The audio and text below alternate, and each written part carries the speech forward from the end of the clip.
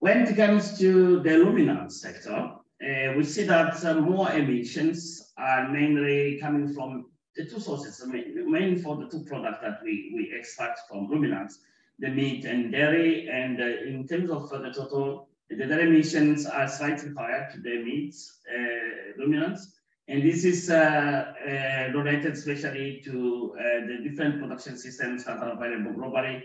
Here, I prefer to give the global picture without more details, as FAO will publish very soon the detailed analysis on greenhouse gas emissions on the updated figures. So, however, I just want to show that the distribution of emissions is very different across the world. On this map, you can see that methane emissions are much more concentrated in area with more animals, so where we have high concentration of ruminants. However, it's quite very significant across the world, as we have the ruminant population is the biggest biomass in terms of animal population. And this you can see a different picture if we look at the intensities, the emission intensity. On this one, you can see that mostly the emission intensities, especially the enteric methane emission intensity, are quite higher in countries or regions with low animal productivity. This is very interesting. So it means that those regions have more the potential to increase productivity, thus to reduce emissions by adopting basic or best practices in the production systems. We are mainly supporting countries on improving their NDC. So we have two types of situation.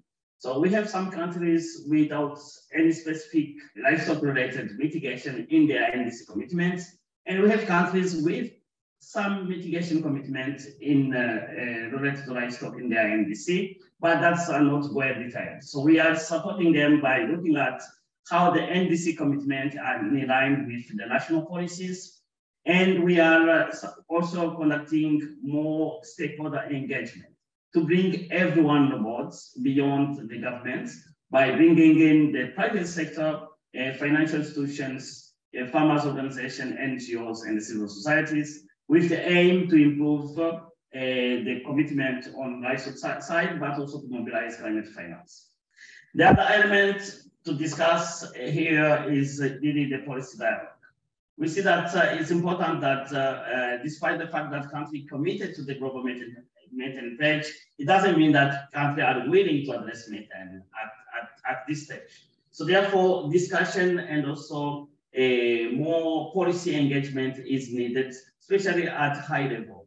So one of an example is the ministerial conference that was organized by Chile and Spain in April, where FAO supported with many partners as well, to show that actually reducing methane is in line with many agendas, including enhancing food security and reducing poverty. We have been maybe not talking about economics much, so we still have some research gap. There is some knowledge gap that we have, and I think one most important one is the economic impact assessment for mitigation. How much does it cost to do the mitigation? And one example that's very critical is what has been achieved in Ireland, where by showing that for different scenarios of reducing emissions, actually the scenario that reduce animal more numbers or that reduce much more downsize the sector, the livestock sector, has a tremendous economic consequences in the sector itself, meaning that it will whip many jobs away from the farmers and will undermine the economic development of the country. So those are the things that I think are important that we will need to make sure that beside the biophysical analysis, we are also understanding the economics behind the mitigation to make sure that we can achieve the development needed, because most of the countries are looking really to the livestock development.